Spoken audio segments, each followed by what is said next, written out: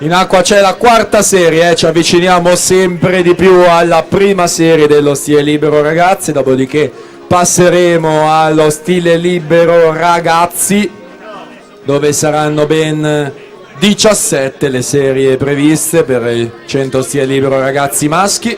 In acqua la quarta serie, 100 stile libero ragazzi femmine.